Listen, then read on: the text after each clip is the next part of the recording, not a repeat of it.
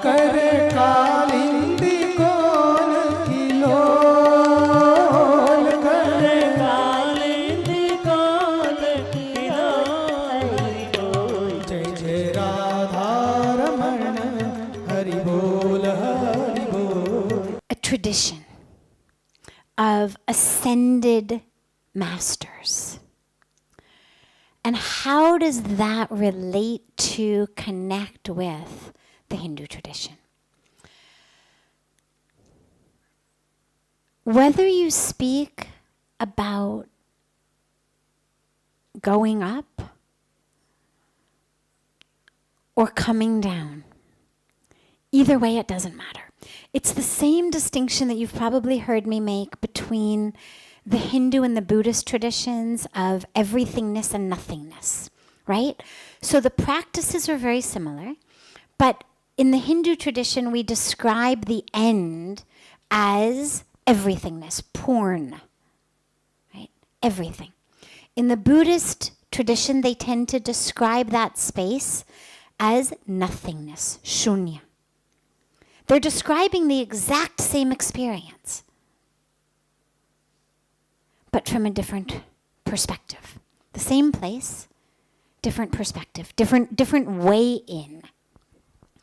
In the same way, whether we talk about being of the earth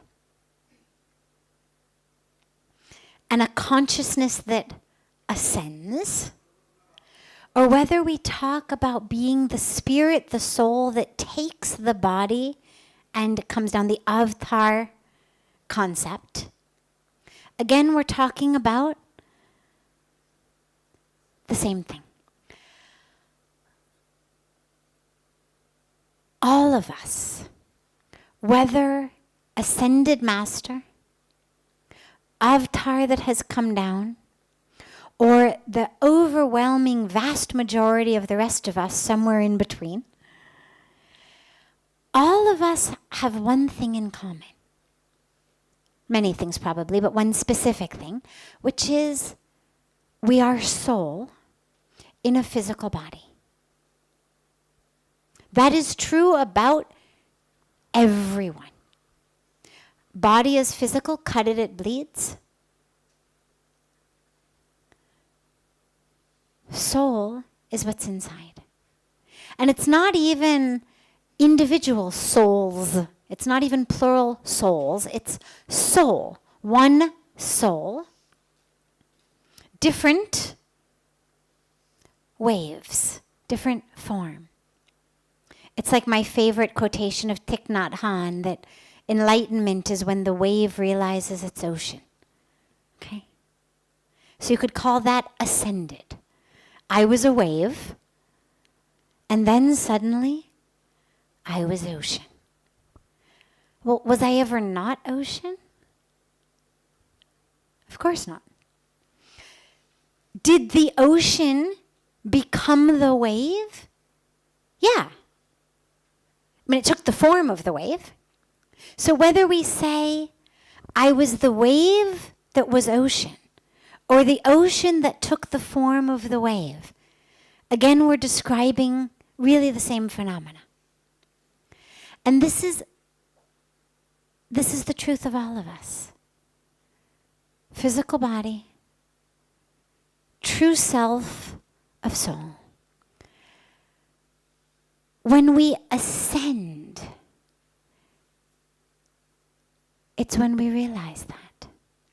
This is, in the Hindu tradition, when we speak, I won't go into the details of it right now, but when we speak about the concept of our chakras, our energy center, and the kundalini energy that rises through the chakras, eventually up to the chakra at the highest point on the top of our head, it's an upward movement of awareness, of energy, of connection.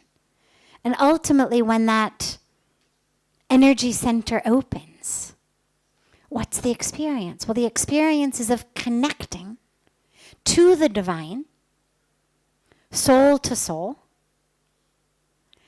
drop to ocean, wave to ocean, I've had to move through my identification with the body. And that's really where the distinction comes, is ascended masters, they know their soul. Avatars who have taken body consciously and come, they know their soul. They're not stuck here. They're in the body, they use the body. But on both sides, they're very acutely and constantly aware, I am soul. And they're moving through the world as soul using a body, rather than moving through the world as the body the way that we do. But it's a shift simply in identification. So I'm identifying as the body, the corest, basest aspects. Then slowly my identification is rising. It's getting a little bit more ascended, you could say. Open, connected, right? So at our lowest chakras, the way of interacting with the world is subject and object, right? If you think about the sex energy or the anger energy, in both of them, it's a concept of objectification. The other is an object for my pleasure, an object to satisfy my object, or an object upon whom I'm going to thrust my anger, who I have to get out of the way, who has done something or is something that is an obstacle on my path. In either case, it's an objectification. It's the lowest way of interacting with the world. I'm an object, you're an object. Slowly, our awareness, consciousness rises, right? Even long before we get to the top, we get to the heart center, okay. So when I love, I connect. I lose some of that border and boundary, and we keep moving. And again, and there's not time to go into all the details, but finally, I open, and I'm connected, which means I'm aware.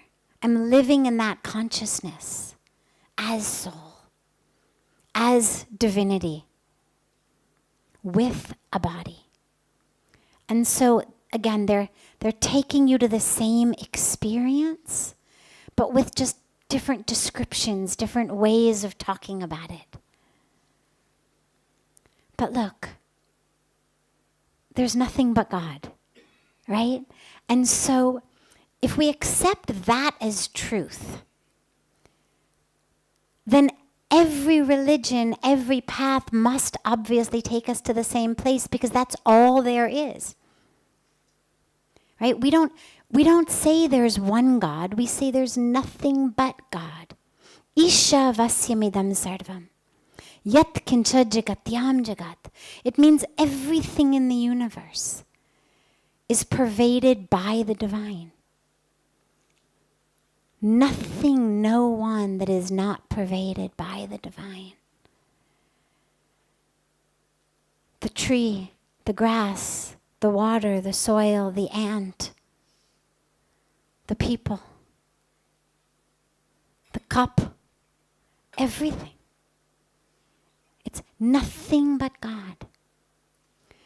So it's all about our vision, our perception, which direction I'm looking. And that's how they connect on a very basic